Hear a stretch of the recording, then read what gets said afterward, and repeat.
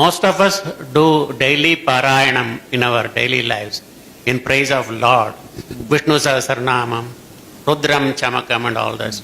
It is said that if recited in a proper swara and intonation, it amounts to pranayam. See, as I already said, the Sanskrit language, the mantras have certain impact upon you. If it is done with absolute integrity and understanding, yes, it creates a certain amount of space, a certain amount of energy in you.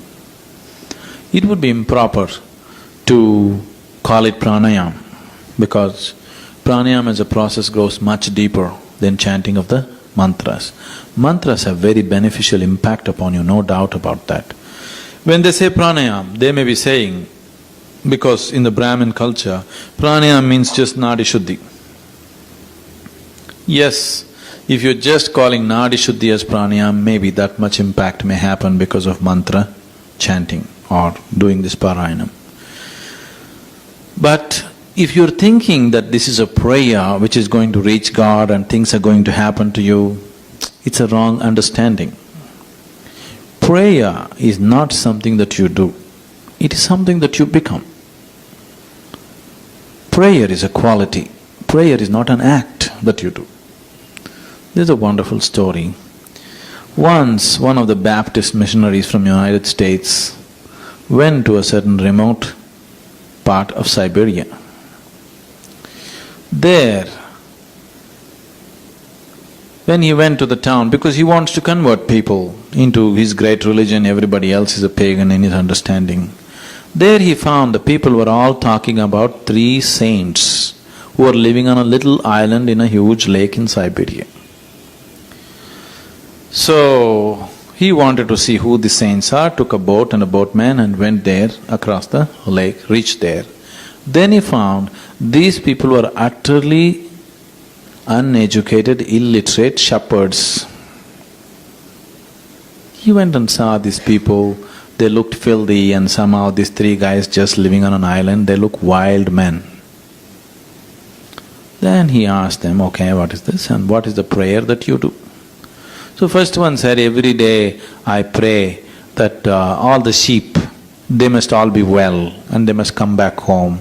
None of the sheep should be lost in the cold. This is the prayer I do. This ignorant fool, he thinks it's prayer. Then he asked the second man, he said about the sheep's health and this and that. The third man said about the lice in his hair and the sheep's hair, how he doesn't want the sheep not to suffer with the lice. So he wants all the lice to come out, but he doesn't want the lice to die, so he wants the lice to go somewhere else and live well. Something is prayer like this, in local languages. So the Baptist thought, this is stupid, these people are being considered as saints. I will do one thing, right now I will baptize you and convert you into baptism, and you learn this prayer. And he taught them an elaborate prayer. These are very literate people, it took 3-4 days to teach them this prayer. After that, very satisfied with the conversion, the Baptist priest was sailing back. Then the 3 men came running across the water halfway down the way, and they said, what was the 4th line? We don't remember. He saw these people running on water and coming. Then he said, no, I can't teach you any prayer, you go back. You do your own prayer, it seems to be working better than mine. So, it is not the Sanskrit language, it's not the Latin or Greek, it's just that you become prayerful. To become prayerful means you should not be big. Becoming prayerful means, in India we call this upasana. Upasana means, the word is very beautiful. Upa means sub, asana means seat. That is, in your life, you don't occupy the main seat, you occupy the side seat. You have occupied a minor seat in your own life. Somebody else, something else has occupied the main seat in your life. Then you are in upasana. It is not the question of Greek, Latin or Sanskrit. It is just that you have made yourself very small. Something else has become big. Whether this something else He is God or Guru or husband or wife or child or something, it doesn't matter. You can become prayerful. So prayer is a quality. So what you're talking about mantra is a science. Science must be handled as science properly, must be used that way. There are certain mantras which need your emotion. There are certain mantras with emotion it'll mess up. You have to do it like science, properly. It is like chemistry. You got to do it properly like that, only then it works. But these days, most people don't have such understanding and they're mixing up everything, and you don't find any significant difference in the people who are doing it simply because they don't have the necessary vibrance in them. They don't have the necessary understanding and awareness in them.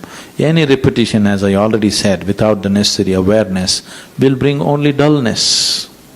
So you will find, unfortunately, this cannot be generalized again, unfortunately with lots of people who believe they are doing prayers, they have become dull, please see this, because of repetition. Repeating without the necessary awareness dulls the mind. You will see, there are all kinds of idiots in the world, but the religious idiots take the cake simply because somehow you become very stupid in the process of becoming religious. Religion means it's the highest intelligence. Religion means it's the intelligence of… you have the intelligence to go beyond all limitations. That's what it means. But today you will find most of the people who call themselves religious are the most stupid people. They do the most idiotic things in the world. This has happened simply because of repetition. Prayer has become a repetition. Prayer has not become a quality.